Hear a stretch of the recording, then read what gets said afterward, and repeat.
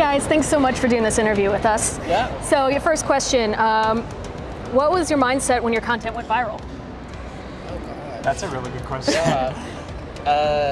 For me, I think the first thing of ours that I would say went viral was our celebrities react to K-pop series, and it was Katy Perry reacting to the group twice. And my first thought was, it's so interesting that so many people find funny what I found funny about this, because all the comments were talking about things that we were just dying laughing about. So it was just really exciting that people found that specific niche so funny.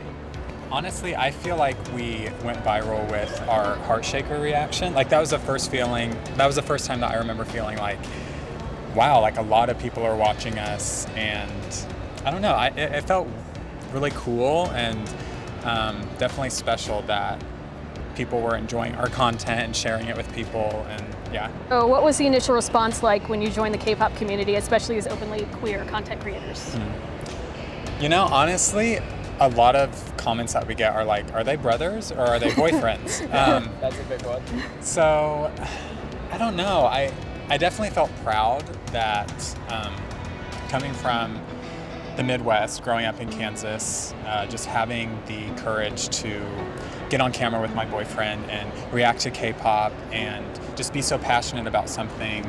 I think my younger self would be very proud and impressed with how brave we've been. As far as the reaction from viewers goes, I'd say there's a big chunk that's very happy that we're visible and we get to be are welcomed into this fandom so lovingly, and it's really cool. But there's also a part that I wouldn't call them fans, but there's definitely comments that we have to watch out for, and we don't read comments very much anymore, just because there are people, especially when we changed our name to Gaypop, who find that word derogatory for some reason, even though it's just a descriptor. So we just have to steer clear of things like that too. Makes sense. How is the content that you created now, or that you create now, different from what you initially intended to do? I can answer.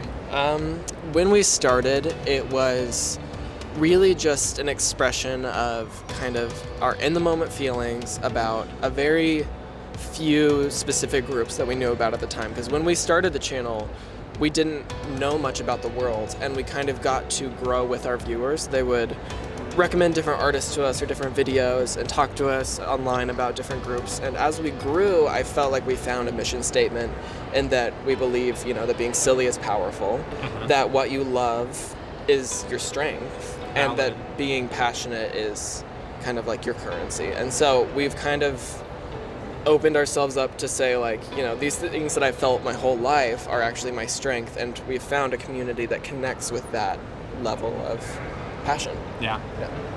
Well said. How has your presence online affected your life offline? I think one thing that we've been overcoming recently is just, like Cody was saying, not reading comments anymore has been huge, and just relieving ourselves of the pressure to do anything for anybody else. Just really taking time to think, what is it that we want to share with people, and that being enough, and that being celebrated. And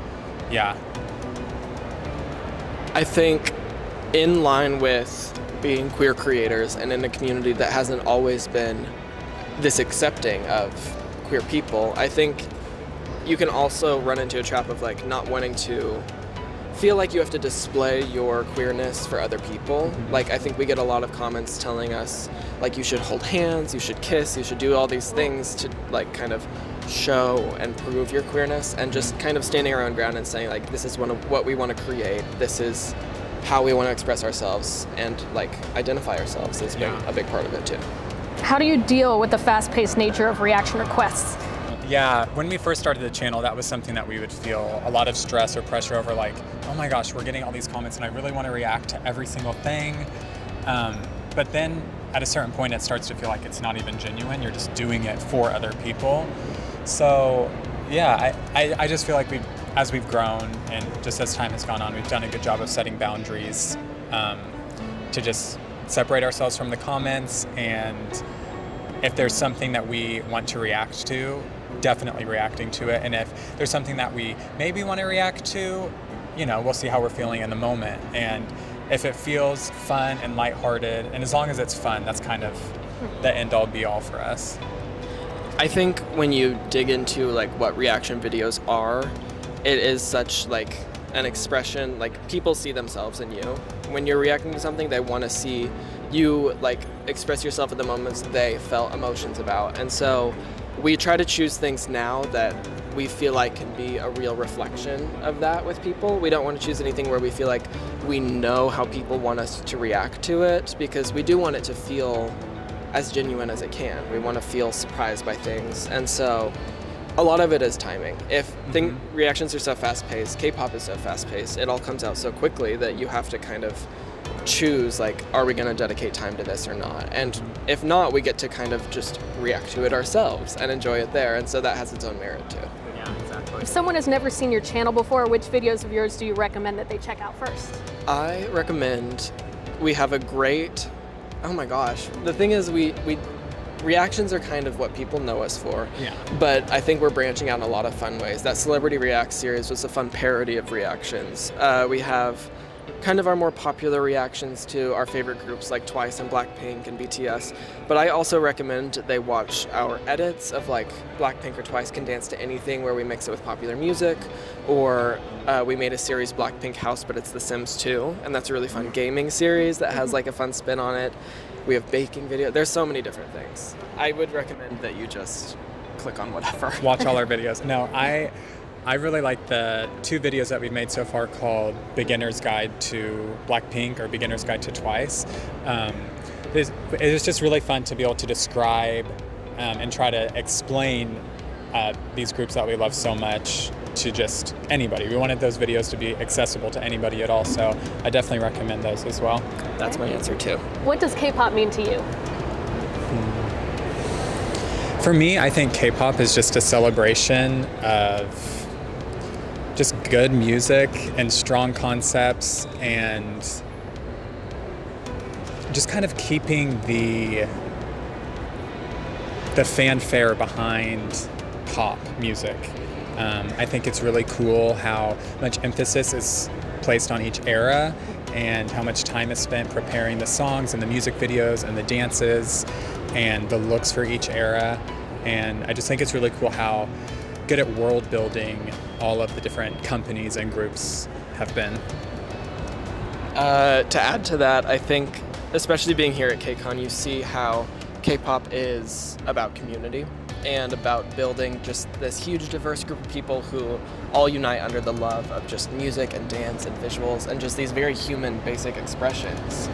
It's just really fun to see who like comes to the campfire that you can sing along with. That's so awesome.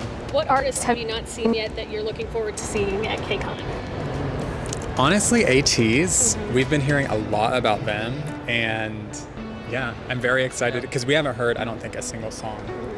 And that's always a fun way to get exposed to it, Yeah. is if you, like we did at our first KCON, you get to see so many new groups like in their element, and then get to kind of backtrack and watch everything. So I'd say them. I'm really excited to see Idol too. I think that'll be fun.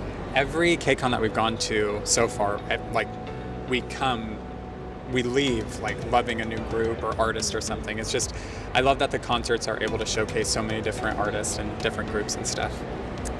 Last question. Has your relationship changed at all since you started Gaypop?